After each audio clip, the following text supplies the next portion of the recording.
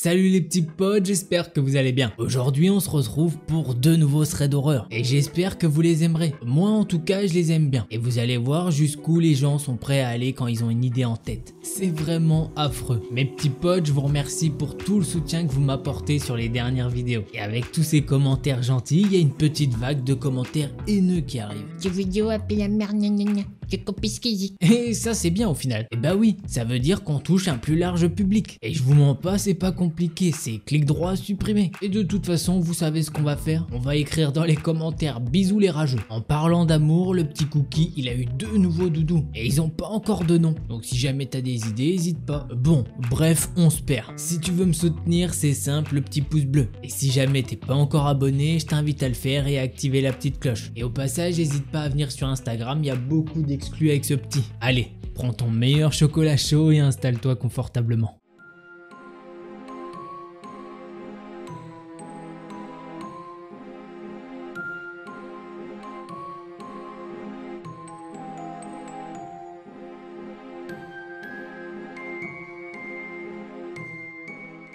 L'histoire que je vais vous raconter, c'est celle de Mathéo. Il a maintenant 16 ans, mais quand cette histoire s'est déroulée, il en avait 10. Mathéo est québécois et il nous dit que son histoire est complètement folle, mais vraie. Même si certaines personnes ne pourraient ne pas y croire, il nous certifie que cette histoire est bien vraie. Un jour d'automne, Mathéo rentre de son école primaire. Il marche environ 15-20 minutes avant de rentrer chez lui. Arrivé dans sa maison, il est à peu près 15h25. Il vient de finir ses cours, il est totalement crevé. La seule chose qu'il veut faire, c'est se reposer et sortir ses chiens. Il retire alors son manteau et fait sortir les chiens dans son jardin. Puis il se dirige vers la cuisine et il voit un post-it avec écrit « Bonne journée mon amour, je t'aime fort. » Ton homme. En voyant ce post-it, Mathéo il se dit que ça y est, sa mère a enfin un nouveau petit ami. Vers 17h30, Mathéo et sa mère commencent à préparer le dîner pour le soir. En parlant avec sa mère, il lui demande si elle a un nouveau petit ami. Sa mère lui répond alors qu'effectivement, elle a un nouveau petit copain. Et c'est plutôt cool qu'il l'ait découvert puisque ce gars va emménager dans moins d'une semaine. Sa mère lui dit alors que l'homme qu'elle fréquente s'appelle Sylvain et qu'il est super gentil. Et elle lui dit qu'il va aussi venir s'installer avec sa fille de 18 ans qui se nomme Mandy, ainsi que son petit ami qui s'appelle Maxime et qu'ils vont venir avec un autre chien qui s'appelle Lola. Sur le moment, Mathéo il se dit ah ouais quand même, on a déjà 4 chiens de notre côté, ça fait peut-être beaucoup là. Mais bon, il passe à autre chose et le reste de la semaine se déroule très bien. Le jour J arrive et Sylvain et sa famille emménagent avec Mathéo et sa mère. Mathéo il fait donc la connaissance de Sylvain, Mandy et Maxime. Et franchement ça se passe super bien, tout le monde est gentil. Il nous dit qu'il a même créé un lien plutôt cool avec Sylvain, vu qu'au passage ils ont une passion commune. Tous les deux ils adorent le hockey qui est le sport national au Canada. Tout se passe bien pendant 3 mois. On arrive maintenant le 24 novembre qui est le jour de l'anniversaire de Mathéo. En ouvrant ses cadeaux, il a eu au total 400 $. Là je peux vous dire que pour Mathéo, il est ultra riche. À 10 ans, 400 $ c'est énorme. Je peux vous dire qu'il court dans toute la maison. Après un moment, toute la famille se dirige vers le salon 30 minutes pour regarder un match de hockey. Après le match, il dit au revoir à tous ses amis et il va récupérer son argent reçu qu'il a laissé sur le comptoir de la cuisine. Une fois qu'il arrive sur place, il voit qu'il n'y a plus du tout d'argent. Mathéo, il fond en larmes et il va tout de suite le dire à sa mère. À ce moment-là, Mathéo est inconsolable. La mère de Mathéo va alors faire un beau geste et lui donner 200 $ pour le consoler. Après cet incident, Mathéo monte pour mettre l'argent dans sa chambre et il va dormir. Dans cette même nuit, vers 1h30 du matin, Mathéo entend quelqu'un qui ouvre sa porte et qui rentre même dans sa chambre. Il regarde cette silhouette en étant tétanisé. La personne fouille dans son armoire à la recherche de quelque chose. Une fois que c'est fait, elle referme l'armoire et sort de la chambre de Mathéo. En ayant vu ça, Mathéo, il a envie de faire une seule chose, c'est crier le plus fort possible. Mais il n'y a absolument rien qui sort de ses cordes vocales, il est totalement tétanisé. Quelqu'un est venu dans sa chambre fouiller. Il ne sait pas ce que cette personne lui veut. Alors, la seule chose qu'il a trouvé à faire, c'est essayer de se rendormir. Le lendemain, au réveil, Mathéo, il décide d'aller en parler à sa mère. Sa mère lui dit alors, bah tu sais quoi, demande à Sylvain ou Maxime si c'est pas eux qui sont venus fouiller. Mathéo va donc demander à Sylvain s'il est rentré dans sa chambre cette nuit-là. Et il lui répond qu'il dormait comme une roche. Et quand il demande à Max, il lui dit qu'il n'était pas là cette nuit-là. 3 mois vont alors se passer sans aucun événement. En fait, si, Sylvain a demandé en mariage la mère de Mathéo et elle a accepté. Passons un petit peu les mois et le 22 septembre, la mère de Mathéo et Sylvain se sont mariés. Le mariage s'est très bien passé. On avance alors le 24 24 novembre qui est le 11e anniversaire de Matteo. Il reçoit encore de l'argent et il se passe le même scénario que la dernière fois. À la fin de la soirée, il veut alors récupérer son argent et là il n'y a plus rien du tout. Forcément ça l'attriste et il se met à pleurer. Il va alors en parler à sa mère et elle va lui donner 100 $ de consolation. Là il se dit non, je vais pas me faire avoir, je vais les mettre dans un mini coffre-fort. Les mois vont alors passer et on se retrouve en janvier. La mère de Matteo a besoin de documents qui se trouvent dans le coffre-fort. Elle l'ouvre, elle prend les documents et elle l'oublie de refermer derrière elle. 10 minutes après cet oubli, elle remonte à l'étage et elle peut voir que le coffre-fort est grand ouvert. Elle va donc voir Matteo pour lui dire que son argent a malheureusement disparu. Là, ça y est, Matteo et sa mère comprennent que quelqu'un dans la famille est en train de les voler. 2 mois passent et Sylvain et la mère de Matteo ont décidé de divorcer. Et bizarrement, depuis que Sylvain, Mandy et Maxime ont déménagé à cause du divorce, il n'y a plus de vol 1 mois après le déménagement. Une nuit parmi tant d'autres, Matteo rêve. Quand d'un coup, il se fait réveiller par du bruit qui provient du salon. Matteo, il ouvre donc la porte de sa chambre et il peut entendre que la télé est allumée. Il descend les escaliers pour voir si sa mère s'est endormie sur le canapé. Mais à la place, il voit Sylvain qui est endormi sur le canapé avec 4 couteaux sur la table basse devant lui. Silencieusement, Matteo remonte en tremblant. Il va dans la chambre de sa mère pour la réveiller et lui chuchoter que Sylvain est endormi sur le canapé avec 4 couteaux près de lui. La mère de Matteo va alors silencieusement appeler la police avec son téléphone portable. La police débarque 10 minutes plus tard et arrête Sylvain. Le lendemain, le téléphone de sa mère sonne et elle répond. Ce jour-là, la mère de Matteo ne lui a rien dit du tout. Mais 2 ans plus tard, elle lui a donné des informations. Ils étaient dans la voiture ce jour-là quand on lui a dit « Tu te souviens de l'appel du lendemain de l'intrusion de Sylvain ?» Matteo lui a répondu que oui, il s'en souvenait. Elle lui a alors dit « Je vais tout te raconter ». L'appel venait de la police et ils ont dit que Sylvain a un trouble mental et qu'il avait l'intention de tuer Matteo et sa mère au réveil. Il n'a pas avoué le vol de l'argent de Matteo, mais bon, il en est quasiment sûr que c'est lui. De plus, la mère de Matteo, elle a dit que sur toute la période avec Sylvain, elle s'était fait voler plus de 15 000 $. Quelques mois après l'incident avec Sylvain, ils ont déménagé. Sylvain, de son côté, il est maintenant en hôpital psychiatrique. Et malheureusement, la police n'a pas retenu le fait qu'il les ait volés puisqu'il n'y a pas de preuves concrètes. Voilà.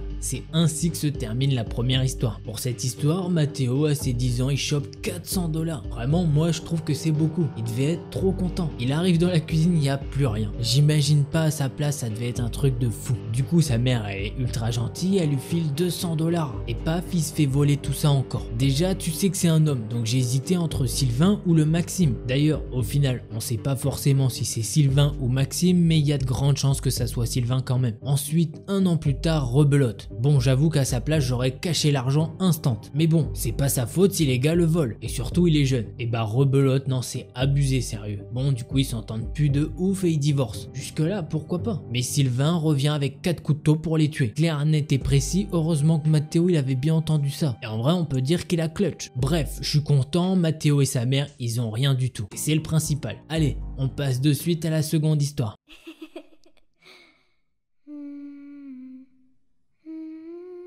Alors pour cette deuxième histoire, le sujet principal va être du harcèlement scolaire. Donc si t'es pas à l'aise avec ça, je t'invite à quitter la vidéo. J'ai pas envie que t'aies des mauvais souvenirs qui remontent ou des trucs comme ça. Voilà. Prends soin de toi, je te fais des bisous. Pour ceux qui restent, je vais donc vous raconter l'histoire de Marianne. Elle nous raconte cette histoire puisque ça la hante depuis pas mal d'années. Marianne, elle a toujours une personnalité assez solaire. Du moins, c'est ce que sa famille et ses proches lui ont dit. Elle a eu une enfance très heureuse. Des amis, des passions. Puis d'un coup, tout a vrillé dès l'école primaire. En CE1, Marianne a rencontré une fille dans sa classe qui s'appelle Karine. Karine, elle est plutôt renfermée, timide et elle se fait pas beaucoup d'amis. Marianne, elle décide donc de se rapprocher d'elle pour pas qu'elle se sentent seules. D'ailleurs, au fur et à mesure, elles se rendent compte qu'elles ont une passion commune, le dessin. Elles sont devenues assez vite amies. Mais quelques temps après, les autres amis de Marianne lui ont rapporté que Karine est très jalouse d'elle et surtout de sa popularité dans l'école. Mais ce n'est que lorsque Karine a commencé à copier les dessins de Marianne, à les déchirer ou s'attribuer les dessins de Marianne, c'est là qu'elle a compris qu'il y avait une grosse rivalité entre elles. La maîtresse à l'époque est complètement dépassée par toutes les chamailleries qui parfois peuvent aller jusqu'à des bagarres entre filles. Quand Marianne entre en CM2, ça s'est terminé. Elle a totalement arrêté de tenir tête à Karine, sachant qu'en plus elle vient de perdre son chat qui est mort de vieillesse. Et au final, elle a plus entendu parler d'elle jusqu'en 6e.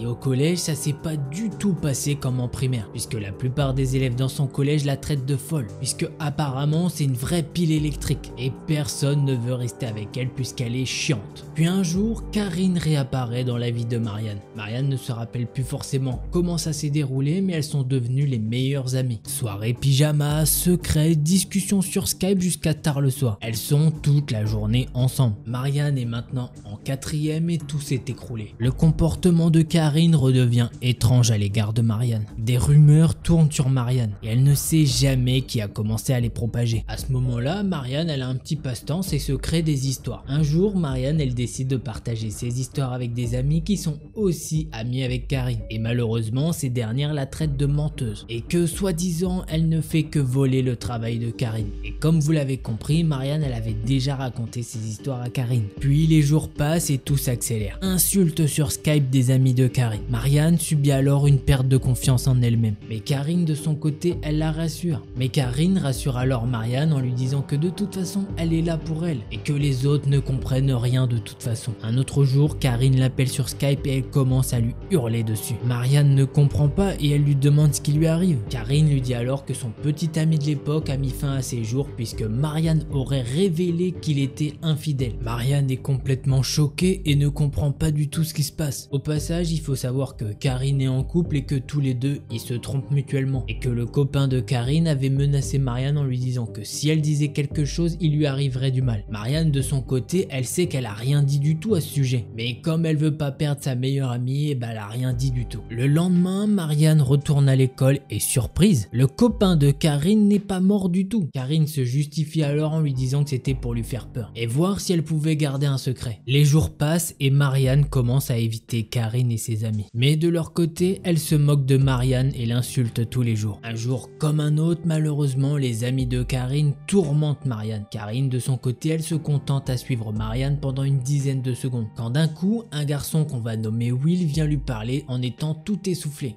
Will a l'air d'être paniqué, mais Marianne est tellement au fond du trou qu'elle ne l'a pas remarqué sur le moment. Après ça, le harcèlement au collège va se terminer puisque son crush de l'époque va l'intégrer à son groupe d'amis. Arrive alors enfin le lycée et cette histoire de harcèlement va finir. Mais c'est pas la fin de l'histoire pour autant. Marianne est alors en première et elle va être traumatisée à vie par Karine. D'ailleurs, cette période de sa vie c'est la pire de toutes. Le cancer de sa mère, rupture avec son petit ami, confirmation de dépression par un psychiatre. C'est alors qu'un jour Marianne rentre chez elle. Elle prend le bus et elle tombe sur Will. Will et Marianne, ils sont restés bonnes amies mais ils se sont pas vus depuis un moment. Ils vont alors tous les deux s'installer au fond du bus. Ils vont alors parler d'un petit peu tout et rien et à la moitié du trajet, Marianne va demander ce qu'est devenu Karine. Du coup, Will devient extrêmement pâle et il lui dit qu'il a quelque chose à lui dire à propos de Karine. Il aurait aimé lui dire plus tôt, mais il avait vraiment peur. Après que Karine ait mis fin à sa relation avec son petit ami, ce dernier a été voir Will pour lui confier pas mal de choses sur elle. Il va alors lui dire que si Karine a arrêté d'emmerder Marianne en CM2, c'est pas parce qu'elle l'ignorait ou que son chat était mort, c'est juste que Karine était en train de préparer un plan machiavélique. Ce plan était de faire semblant d'être amie avec Marianne pendant 2 ans, de la 6e jusqu'à la 4e. Elle voulait en apprendre le plus possible sur elle pour la détruire psychologiquement. Et le jour où Will est venu en courant pour s'approcher de Marianne, c'est pas pour rien. Il a entendu une conversation entre Karine et ses copines. Et ce qu'il a entendu de la discussion, c'était: si Marianne ne se donne pas la mort suite au message sur Skype,